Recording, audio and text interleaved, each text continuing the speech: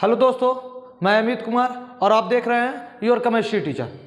आज हम लोग आपके बोर्ड एग्जाम के लिए, जो फरवरी में बोर्ड एग्जाम आपका होगा, उसके लिए 2 नंबर का सब्जेक्टिव क्वेश्चन केमिस्ट्री का लेकर आए हैं। हम इसका एक पार्ट हम आपको डाल चुके हैं जिसमें 5 क्वेश्चन करा चुके थे। आज आपके लिए 5 क्वेश्चन इसमें मिलेगा। तो चला जाए, आज के जो पहला क्वेश्चन आपका होगा, नेटवर्क ठोस किसे कहते हैं। सबसे पहला पॉइंट बचा कि नेटवर्क ठोस जो है ना, ये नेटवर्क ठोस जो है आपका, वो समझिए किसको बोलते हैं। नेटवर्क ठोस किसको कहते हैं? नेटवर्क ठोस जिसकी संरचना जाल के समान होती है, वैसी क्रिस्टल जिसकी संरचना जाल के समान होती है, उसे हम नेटवर्क ठोस कहते हैं। तो जाल के समान किसकी होती है? सहसंयोजक ठोस का होती है। तो हम बोल सकते हैं वैसा क्रिस्टल जो सहसंयोजक बंधन से बने होते हैं, वैसा क्रिस्टल जो सहसंयोजक बंधन से बने होते हैं बच्चे, उसे हम नेटवर्क ठोस कहते हैं। ये आपका सटीक डिफिनेशन होगा। तो चला जाए, तो सबसे पहले देखिए, सहसंयोजक क्रिस्टलीय ठोस की संरचना जाल के समान होती है। फिर से हम बोल रहे हैं, नेटवर्क ठोस के मतलब जाल के समान। तो जाल के समान किसकी होती है? सहसंयोजक क्रिस्टलीय संरचना जाल के समान होती है, जिसके आधार पर इन्हें नेटवर्क ठोस कहते हैं। तो देखिए, और इसमें थोड़ा सा ऐड कीजिएगा, थोड़ा सा इसमें और क्या ऐड करना बच्चे? ऐड यही कर लेना है कि वैसे क्रिस्टल जिनके बीच सहसंयोजक बंधन बने होते हैं, उन्हें नेटवर्क ठोस कहते हैं, जाल ठोस कहते हैं बच्चे। और हीरा, ग्रेफाइट, ये सब आपका एग्जाम्पल है। तो आप इसे लिख लीजिएगा, आपके लिए बहुत इंपॉर्टेंट क्वेश्चन होगा। इस वीडियो का पहला क्वेश्चन हम आज कर चुके हैं हम लोग। चला जाए, अब हम लोग सेकंड क्वेश्चन की ओर बढ़ते हैं। अभिक्रिया की औसत और तात्क्षणिक वेग से क्या होता है? मिस कह रहा है कि अभिक्रिया का औसत वेग क्या है और तात्क्षणिक वेग क्या है। तात्क्षणिक मिस होता है छोटे समय के लिए। जैसे मान लिया जाए, देखिए, औसत और तात्क्षणिक समझिए, आप समझ लीजिए, इस तरह से आप समझिए। देखिए, आपको बताना हम चाह रहे हैं कि आप एक स्थान से दूसरे स्थान जा रहे थे और यहाँ पर आप रुके, यहाँ पर रुके, रुक कर जा रहे थे। तो यहाँ से यहाँ की जो वेग आपका, यहाँ से वेग, ये वेग आपका, सभी वेग को मिला दिया जाए तो औसत वेग होगा। तात्क्षणिक वेग किसी एक निश्चित बिंदु पर कुछ समय के लिए, तात्क्षणिक समय के लिए आपका क्या वेग था, उसे हम तात्क्षणिक वेग। लेकिन ये अभिक्रिया का वेग है, तो अभिक्रिया से समझेंगे हम लोग। तो चला जाए, देखिएगा, अभिक्रिया से हम लोग इसे समझते हैं। कह रहा, किसी रासायनिक अभिक्रिया में एक निश्चित क्षण पर अभिकारा किया उत्पाद की सांद्रता में होने वाली परिवर्तन को क्या कहते हैं? तात्क्षणिक। कहने का मतलब, एक चीज आप इसका मेन चीज ये देखिए, निश्चित क्षण, छोटा सा क्षण के लिए, छोटे से समय के लिए, किसी रासायनिक अभिक्रिया में एक निश्चित क्षण पर अभिकारक या उत्पाद के सांद्रता में होने वाले परिवर्तन को तात्क्षणिक वेग कहते हैं। और किसी निश्चित समय अंतराल में अभिकारक या उत्पाद, निश्चित समय अंतराल, लंबा इंटरवल, रुक के जो जा रहे थे, तो लंबा इंटरवल, किसी निश्चित समय अंतराल में अभिकारक या उत्पाद में सांद्रता में जो परिवर्तन होता है, उसे हम औसत वेग कहते हैं। एक चीज आप याद रखिएगा मेरे प्यारे बच्चे, कि एक देखिए, एक होता आपका निश्चित क्षण के लिए, छोटे समय के लिए, और एक होता निश्चित समय अंतराल के लिए।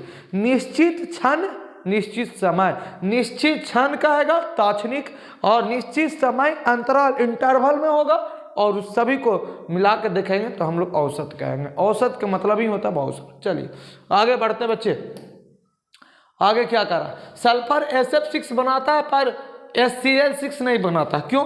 तो देखिए, सल्फर ये देखिए किसके साथ बना रहा है? फ्लोरीन के साथ। यहाँ पर किसके साथ? क्लोरीन के साथ। आप एक चीज हमें बताइए, फिर कल बाहर आई, इस तरह से हम आपको याद करा चुके हैं। तो आप बताइए, यहाँ पर ये फ्लोरीन का आकार सबसे ऊपर है तो छोटा, क्लोरीन का और बड़ा, ब्रोमीन के और बड़ा, इस तरह से ऊपर से नीचे जाने पर आकार बढ़ता है, ऊपर से नीचे जाने पर आकार बढ़ता है। तो फ्लोरीन के आकार छोटा होने के कारण सल्फर आसानी से SF6 बना देता है, और क्लोरीन के आकार बड़ा होने के कारण ये आसानी से नहीं बनाता है। तो देखिएगा आपका आंसर, फ्लोरीन का साइज छोटा होने के कारण आकार भी लिख सकते हैं, आकार भी फ्लोरीन का साइज छोटा होने के कारण सल्फर फ्लोरीन के साथ अभिक्रिया कर अस्थायी SF6 बनाते हैं, पर क्लोरीन का साइज बड़ा होने के कारण सल्फर क्लोरीन से क्रिया नहीं करता। और इसमें ऐड कर सकते हैं, अतः सल्फर SF6 बनाता है पर HCl6 नहीं। याद रखिएगा, फ्लोरीन का साइज छोटा होने के कारण सल्फर अभिक्रिया कर लेता है, लेकिन क्लोरीन का साइज बड़ा होता है जिससे सल्फर अभिक्रिया नहीं करता। चला जाए, आज के ये आपका क्वेश्चन हो चुका है। इसी तरह से एक क्वेश्चन देखिएगा बच्चे। चलिए हम आगे बढ़ते हैं। आपके लिए चौथा क्वेश्चन, फ्रेंकल दोष क्या है, उदाहरण के साथ व्याख्या करें। फ्रेंकल दोष, शॉर्टकी दोष आप याद करने पड़ेगा आपको। तो देखिए, यदि क्रिस्टल जालक से कोई कण अपने स्थान से हटकर अंतराली में चले जाते हैं जिससे छिद्र उत्पन्न हो जाते हैं, जिससे फ्रेंकल दोष कहते हैं, जिससे उत्पन्न दोष को फ्रेंकल दोष कहते हैं। कहने का मतलब, जो क्रिस्टल जालक है, ये जालक जो है, इससे कोई एक अपने स्थान से हटकर अंतराली में चल जाए तो उससे उत्पन्न जो दोष होगा उसे हम लोग बोलते हैं फ्रेंकल दोष। याद रखिएगा, किसी क्रिस्टल जालक से कोई कण अपने स्थान से हटकर अंतराली में चले जाते हैं जिससे छिद्र उत्पन्न हो जाता है, जिससे फ्रेंकल दोष कहते हैं। चला जाए, 2 नंबर का क्वेश्चन हुआ, ज्यादा लिखने के कोई फायदा नहीं। समुद्र के अंदर गोताखोरों को श्वसन यंत्रों में ऑक्सीजन के साथ हीलियम का मिश्रण रहता है, कारण बताइए। देखिए, नीचे हीलियम भी रहता है ऑक्सीजन के साथ, क्यों रहता बच्चे? तो एक चीज याद रखिए, हेनरी का नियम आपको पढ़ाया गया होगा बिलियन चैप्टर में। हेनरी का नियम कहता है कि प्रेशर बढ़ाइएगा तो घुलने की गैस की मात्रा द्रव में ज़्यादा हो जाएगा। हमारे शरीर के अंदर खून जो है, खून द्रव के रूप में है, और हम ऑक्सीजन लेंगे तो ऑक्सीजन हमारे खून में बहुत ज़्यादा घुल जाएगा जब हमारे ऊपर प्रेशर बढ़ेगा। तो एक चीज़ आप याद रखिए कि हम लोग नीचे जाएंगे, दाब बढ़ने चालू हो जाएगा, तब उसे न्यूट्रल करने के लिए ऑक्सीजन तो ज़्यादा घुलने लगेगा, तो ऑक्सीजन को कम करने के लिए हम लोग उसमें निष्क्रिय गैस डाल देते हैं। तो देखा जाए, जब गहरे समुद्र में गोता लगाया जाता है तो दबाव बढ़ने के कारण रक्त में गैसों की विलेयता बढ़ जाती है। याद रखिएगा, गैसों में विलेयता बढ़ जाती है।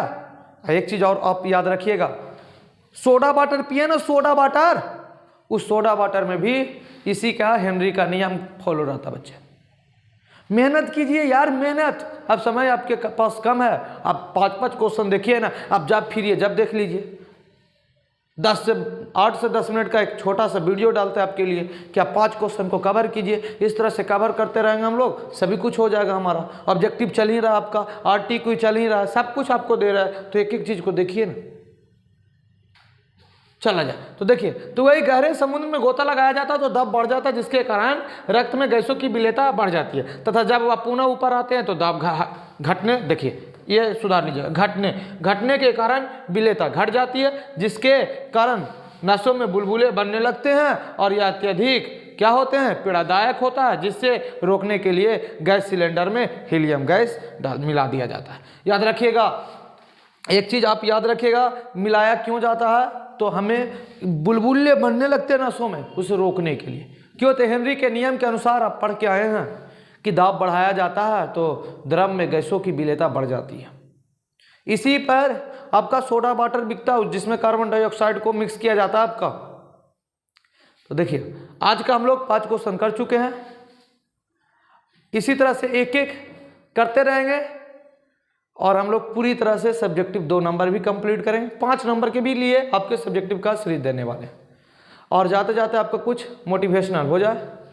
तो न थके कभी पैर, याद रखिएगा बच्चे, न थके कभी पैर न कभी हिम्मत हारी है, न थके कभी पैर न कभी हिम्मत हारी है, हौसला है जिंदगी में कुछ कर दिखाने का, हौसला है जिंदगी में कुछ कर दिखाने का, इसलिए अभी भी सफर जारी है बच्चे, इसीलिए भी सफर जारी है। फिर मिलते हैं अगले वीडियो में, जब तक के लिए जय हिंद जय भारत।